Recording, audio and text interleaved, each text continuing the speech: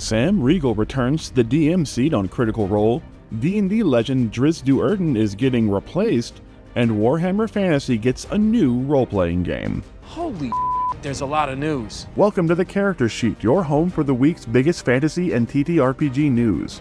Before we talk Critical Role, Warhammer, Magic, and more, why not take a second to hit those like and subscribe buttons to help us keep this channel growing?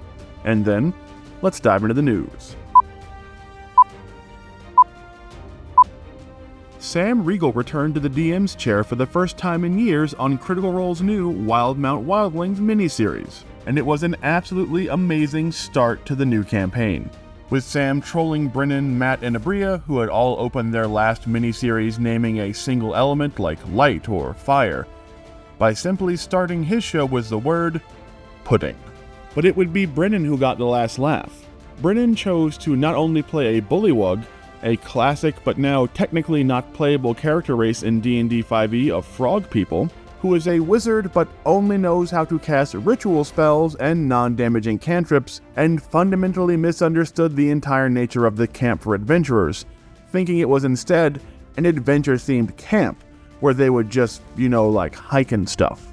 And he has no interest in going on quests or being an adventurer, and just wants to work on his Mighty Nein card game. As a bullywug, he also has poisonous skin, which he used to troll Ashley's Yasha by poisoning her in an arm wrestling match, which he also somehow managed to win by having a strength score of 21 for unknown mystical reasons. And he also created a familiar, which he used to force Sam to act out the existential crisis of being a created, summoned being popped into existence for the very first time.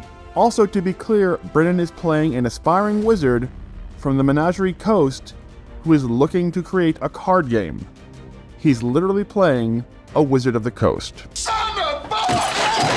The rest of the cast was also great, with them all coming to the table as some kind of damaged or nerfed teenage character to really tie into that whole outcast Goonies vibes that the Wildemount Wildlings is leading into. We won't spoil any of the main plot elements, but between Sam getting to voice some other returning Mighty Nein characters, and the amazing interactions and fluctuation between exasperation and acceptance that Bo and Yasha show to the young campers, this is definitely a must-watch miniseries for any Critical Role fans out there, and you should go check it out once you're done with this video. Just come with me. Come on. And speaking of Wizards of the Coast, Magic the Gathering has finally decided to ban a card that's been tormenting the meta for months. Underworld Breach has finally been banned in the modern format by Wizards of the Coast, a card which has been wreaking havoc ever since Magic unbanned the Mox Opal late last year, as the two cards could create a really incredible combo in decks like Timor Breach, where the Mox Opal could just keep being brought back untapped to play more and more cards by Underworld Breach. And while Magic fans seem happy that Wizards didn't just reban Mox Opal instead of banning Underworld Breach, it still leaves the modern Magic format with a couple of highly problematic decks running the meta, and now there's no equally powerful Breach deck to help keep them in check. But at the very least, it seems like Wizards is getting better at reacting to the problem combos by banning the correct card, which is definitely a step in the right direction. It's about damn time. The legendary Drizz't Do'Urden is taking a backseat as his daughter Breezy, and yes, that is her real name, becomes the main character of the new R.A. Salvatore Forgotten Realms novel.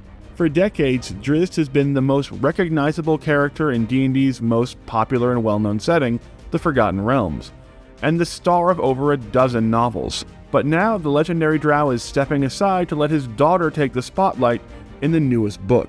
Breezy, the daughter of Drizz't and fellow adventurer Catti, is also scheduled to get her own D&D webtoon comic sometime in the near future, as Salvatore appears to be setting her up as the hero to take over for her iconic dad in his incredibly popular fantasy series. And in the new novel, she's trying to prove herself to her incredibly accomplished adventuring parents by joining the fight to become the Master of Dragons at the legendary Monastery of the Yellow Rose. So if you love the classic Drizz't adventures but were looking for a little change of pace, check out how Breezy tries to escape her parents' massive shadow when The Finest Edge of Twilight hits bookstores this October. Check this out.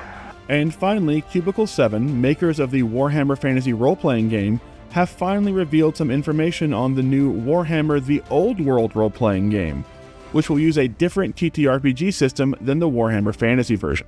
The old world role-playing game, which is basically set in a time hundreds of years before the Warhammer fantasy setting, will feature a new system using pools of d10s for attacks and ability checks, and will place characters in the middle of a world where the Empire is leaderless, and they have to navigate the tense environment as various factions struggle for the now vacant Imperial throne, and where evils like orcs, goblins, and vampires, all seemingly defeated long ago, are now still lurking in the shadows at the edge of the Empire. Basically, the characters you create in this setting have all stumbled across some bit of forbidden lore, from a potential threat of long-dormant beastmen to a faction's plans to assassinate their way to the throne, that puts them in danger and sees them being hunted from the start. While it may seem strange to have two Warhammer-based fantasy role-playing games from the same publisher, it's pretty par for the course for Games Workshop, who have both the Age of Sigmar fantasy tabletop game and the Warhammer The Old World fantasy tabletop games as well. And with Cubicle 7 apparently focusing a lot more on the politics and intrigue,